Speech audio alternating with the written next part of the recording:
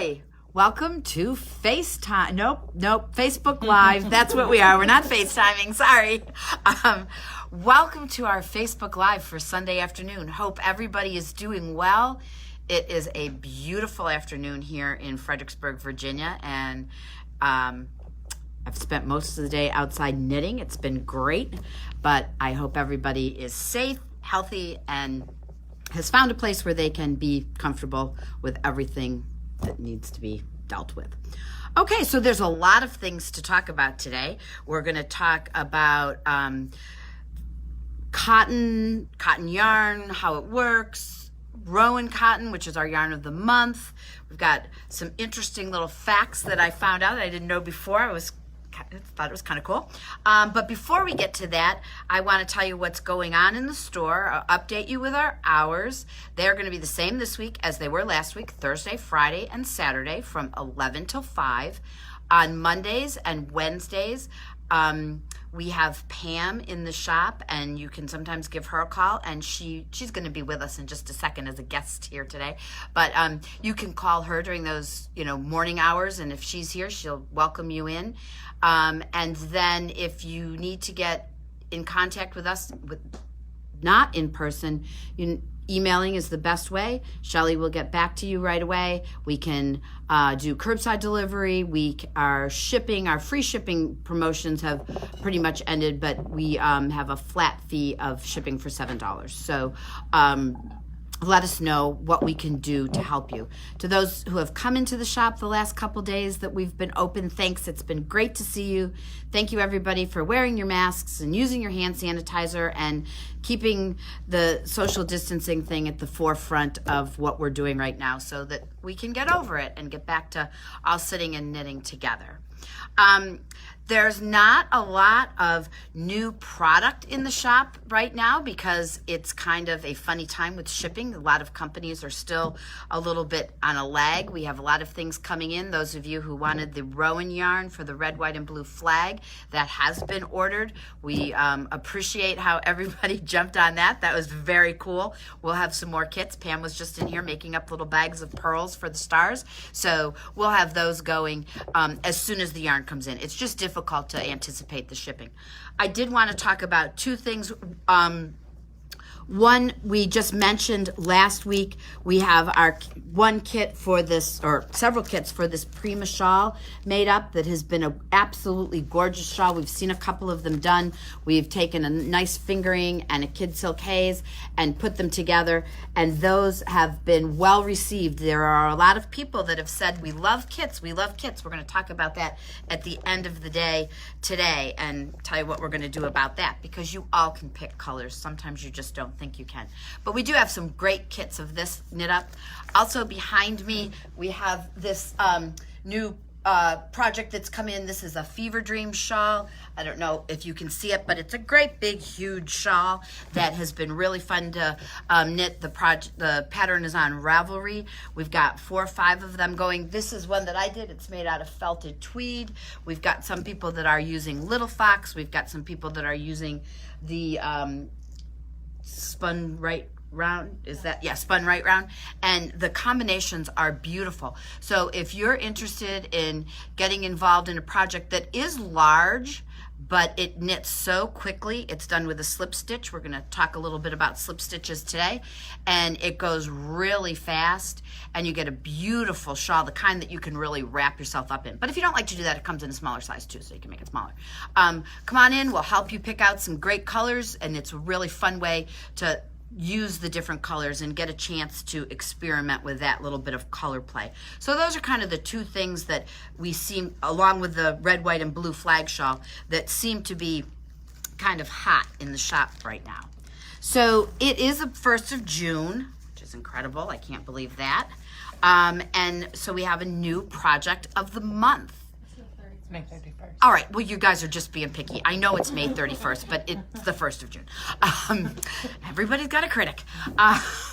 So we have Pam, who is our organizer of this Project of the Month program that we started back in January, and had lots of people working on these different projects. And she kind of curates the patterns, goes through, finds different things that are manageable to do. They're not a huge time expense or a huge financial expense, but you get a beautiful accessory product at the end. And she's trying to get all kinds of different things in there and has done a great job. So we have a new one this month that I'm really excited about because it's done in my favorite yarn, felted tweed.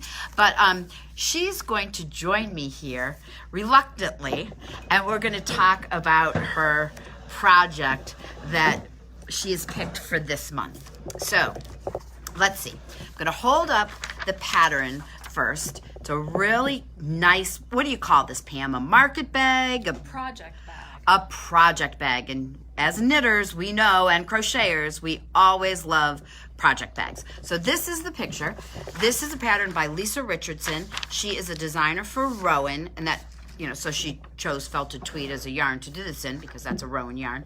And it is gorgeous. Pam, I'm going to hold this up, has made one in this beautiful teal and purple and gold colorway.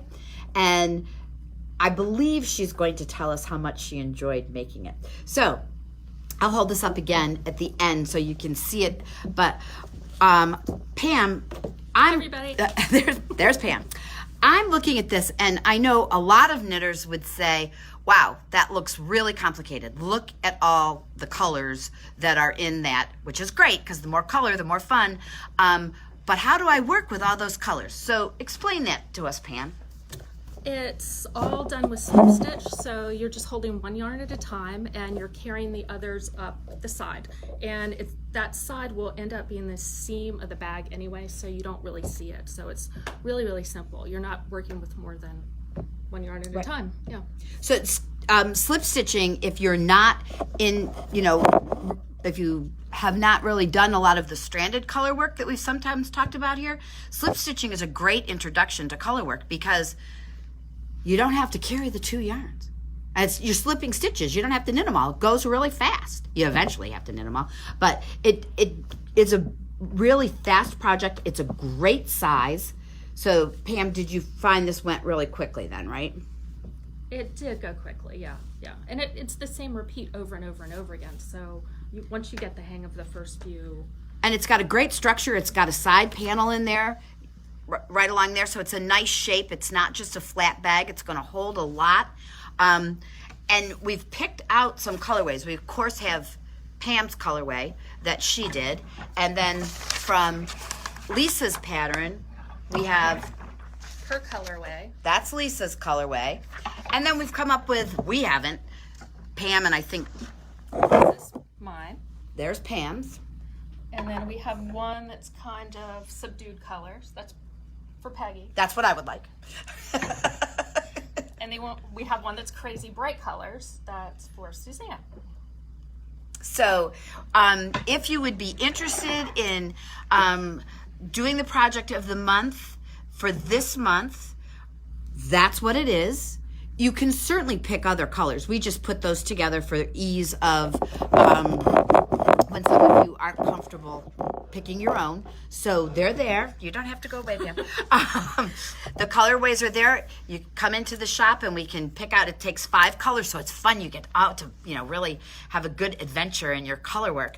And we'll get those posted on Facebook sometime this week. So if you're not out shopping, which is great, you can order them right through us. Now, we also thought that because it's June and we're just about halfway through the year, we would ask Shelley if she would put up the first half of the year, almost half of the year, the projects of the month. So if you're new to this and you would like to do some of the other great projects that Pam has put together, and she's done a really great job, all kinds of different things have been, you've had an opportunity to do them. You can see those, and we'll always have those, and you can just say, oh, I'd like to do the project of the month from May. And you may wonder, aside from getting the project, why you might want to do these projects of the month. There's a pin involved. If you do 3 of them, you get this great Louise the Sheep pin.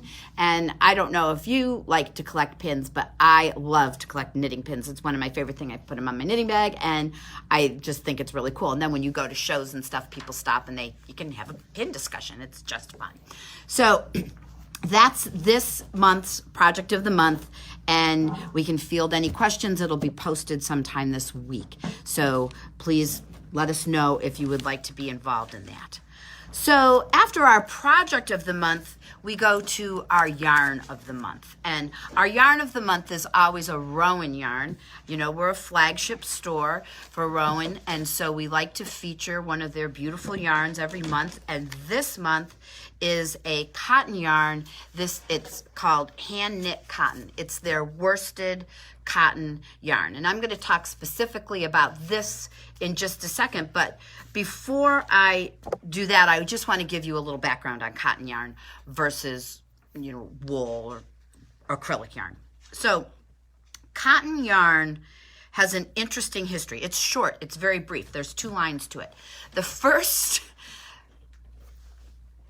piece of cotton yarn that they believe it was a cotton yarn, was found, and this is amazing, during the Neolithic time period, which ran from 4,000 to 5,000 BC. So it's very, very old. And what they found was a cotton thread type structure inside some copper beads. And they believe that that's what the copper beads were strung on that.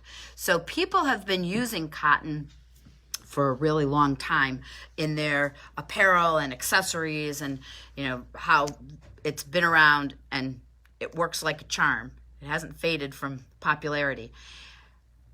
From 4,000 to 5,000 BC, or 5,000 to 4,000 BC, on up to the 1700s, not a whole lot happened. Cotton wasn't hugely popular because it took quite a bit to get it in the form where it could be knit. It was more likely to be in a fabric, a heavy woven fabric, that type of thing. But once the cotton gin came around and things could be mass-produced, yarn could be mass-produced in the 1700s, that is when cotton yarn became much more popular. So that's the history. That's all I could find, short and brief. The 3 main producers of cotton in the world are China, India, and then the United States. And in the United States, Texas is our biggest cotton producing state. Many southern states from Virginia on down produce cotton. Arizona, California, Nevada, New Mexico, all involved in growing cotton. So cotton is a plant. It grows in a field, and what happens is it gets planted and then it flowers. And that flower, after it's bloomed, starts to turn into a hard shell, and it kind of goes in on itself, and it makes this protective kind of casing, and it's called a cotton boll. And that casing has the seeds from the flower inside it. And those seeds produce the fibers that we weave together to make, or spin together to make cotton. So that's the life cycle of how we get cotton. It takes approximately 60 days from the day it's planted until the day that it's harvested to get those fibers out of the cotton plant. These are all things I learned today when I was researching cotton. So the fibers here are the really important part. Obviously, they make the yarn, but the longer the fiber that is spun together, the better your cotton is going to feel. Some cotton yarns are like knitting with heavy string or twine, and the reason for that is they are spun so tightly. They've used lots and lots of short fibers and had to spin them together so tightly to get them to stay that it becomes very stiff, and you get a lot of those little fibers, their little heads poke out, and that's why sometimes cotton will itch you around your neck, or it won't be as comfortable as you would like it to be. But if you spend a little bit more money on a good cotton, that doesn't happen because they're using longer fibers. It doesn't have to be spun as tightly, so it retains like a looser texture, and it's a much softer, more comfortable product that you can work with. So cotton is not an expensive choice to knit with, and you're better off investing just a little bit more than you might find in some situations, and get a nice cotton yarn. The best kind of cotton yarn you can get is like an Egyptian cotton yarn that has the longest fibers. The fibers are very long inside. I don't know how that all gets into that little cotton bowl, but Egyptian cotton has the longest fibers. Now, another thing that people often ask when they come into the store and they're looking at different cottons, you have some cotton that's shiny and really deeply dyed. It really has its colors. It's bright, red or blue. And then you have other cottons that are a little more matte, and they feel, they're beautiful, but they're a little bit of a flatter color. That's a mercerized versus a non-mercerized situation. For mercerized cotton, you're taking the cotton and you're treating it with chemicals. And those chemicals, it's almost like an acid bath. Those chemicals allow the fiber to become much, much stronger. Mercerized cotton is really hard for you to break with your hands, where regular cotton, it just kind of pops. So the mercerized cotton also allows the threads to take the dye much better. Don't be afraid of the word acid. I mean, it's all rinsed out, obviously. So that's the difference. Mercerized cotton is usually that bright, shiny kind, and they're all great. They're every one of the different types of cotton has a place. So the other thing that we get some questions on is our cotton organic? And it's not. Organic cotton is very, very clearly labeled, because cotton is a plant and they use pesticides on cotton to keep it growing, to make it grow. So we have, cotton harvests, and we don't have a cotton yarn shortage. Organic cotton is grown in a smaller situation where there's no pesticides. So if you're vegan and you like an organic lifestyle, or even if you're not vegan, but cotton is a vegan product, but it's not necessarily an organic product. You have to get a special type of cotton that's marked as organic. Otherwise, it's been grown with pesticides. So in case that's something that you wanted to look into.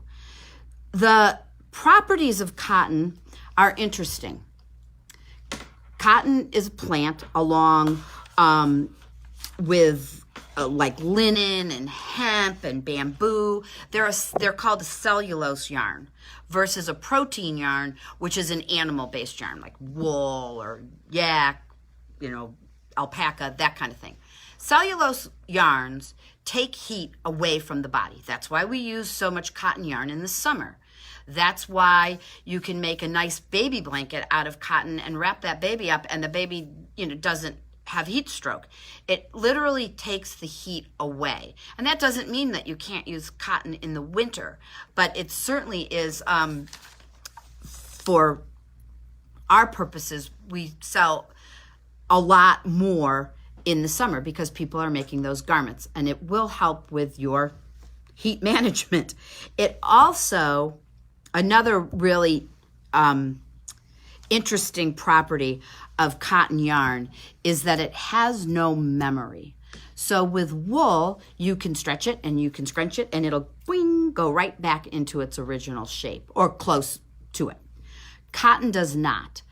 When cotton stretches, cotton stretches. So we often have people come in and make a beautiful garment out of cotton, and then they block it and they hang it, and it just goes from a crop top to a dress. It grows. It's a big stretcher. So you have to be very careful of that. And one of the things that I always recommend to my customers when they're knitting a garment with cotton is that they might want to go down a needle size, because you want a tighter weave. You don't want to give it the yarn that much opportunity to move.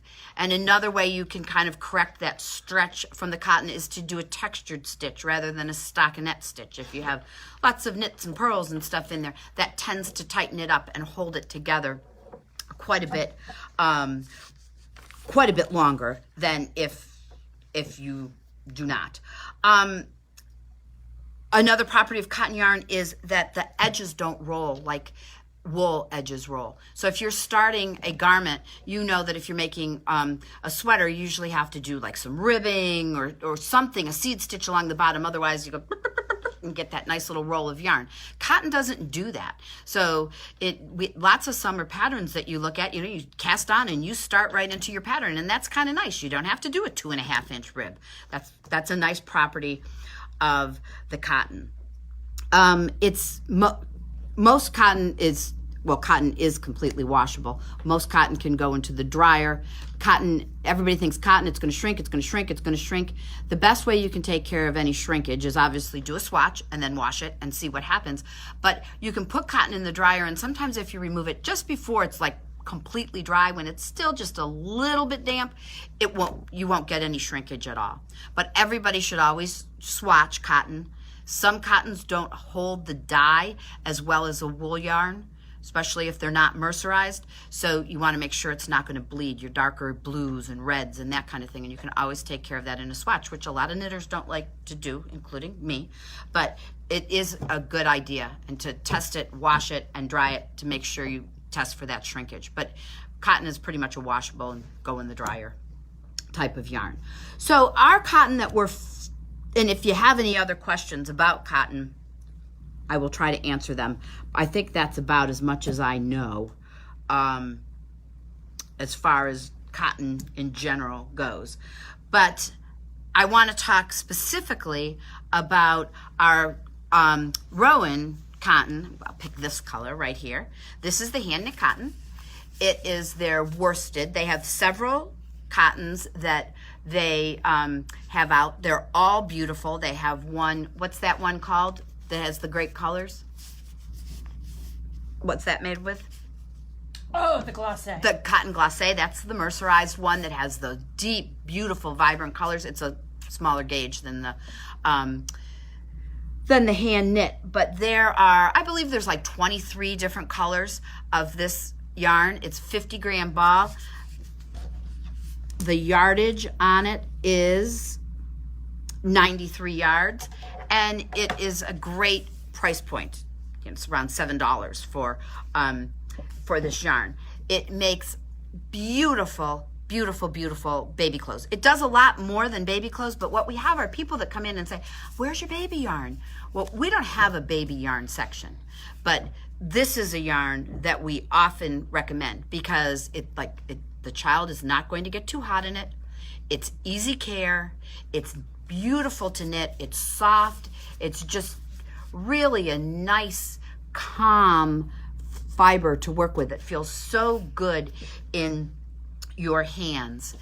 It works up wonderfully for stitch definition. That's a wonderful trait of almost all cotton, as long as it's got a long enough fiber that it's spun with. But this is particularly nice if you were thinking about like making a Gansey sweater, or one that has a lot of stitches with pearls and knits and get a lot of texture in there. This would be a great choice because the stitches really pop. And what we're going to see in our colorway, there's some beautiful neutrals like the gray and the blue, this really soft, pretty pink. But then Rowan has come through, great with the bright. So if you're feeling, chipper and you want to make something really fun and bright, they've done the whole color range, which is wonderful because sometimes you don't get that in all the yarns. They've done all of it. Now, what can I make with cotton yarn? You can make anything with cotton yarn, but the nicest thing to make with cotton yarn, the quickest thing anyway, is a washcloth. Now, everybody moans and groans when we suggest, oh, this is so soft, when we suggest that you make washcloths. A washcloth is a luxury of life. To have a beautiful little cotton washcloth that you can use, and then you can pop it into the washer and dryer. It comes out softer and softer and softer. It's so, and these go so fast. This particular pattern, it's called the that's done on the bias, and it's really, really simple. It's all garter stitch. Has a cute little border. It's called Trick or Treat. It's available on Ravelry. It's a free pattern. So that's a really fun one to do. And this is just another washcloth that's just done in a little bit of a knit and a purl. I don't think there's any pattern for this. I think I just stitched it up because you make your friend a couple of these for his or her birthday, and put a nice bar of fancy soap that you get at the farmer's market and tie it up with a little ribbon. That's a great gift. And that, most of us don't even use a washcloth at all, unless you're going to the Hampton Inn and getting a washcloth there. But, I like the linens at the Hampton Inn. Sorry, I digressed. Anyway, I would strongly encourage everyone from beginners to expert knitters to make up some washcloths, and you will be really, really glad you did. And this one here, the Trick or Treat, she gives it in a 2-color option too. That's really cute. So that's one of the things we always recommend doing with cotton yarn. I made this little sweater for one of my granddaughters out of this hand knit cotton, and you can see, the reason I'm holding this up, you can see the stitch definition in this. It's a raglan. It's in the front and the back. It was well worth making because it's really pronounced, and it's just a simple garter stitch, but it looks so pretty in this yarn. It stood up. This is called the Norwegian fur pattern. I believe that's what it's called.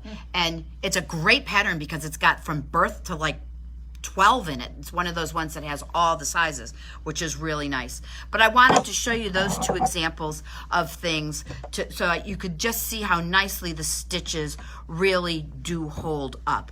So hopefully we can inspire you. If you come in, we've got lots of books that are devoted to the cotton, hand knit cotton, tons of Rowan patterns. If you've never looked at like the Rowan magazine, which is their thick book that they sell, they feature different yarns all the time.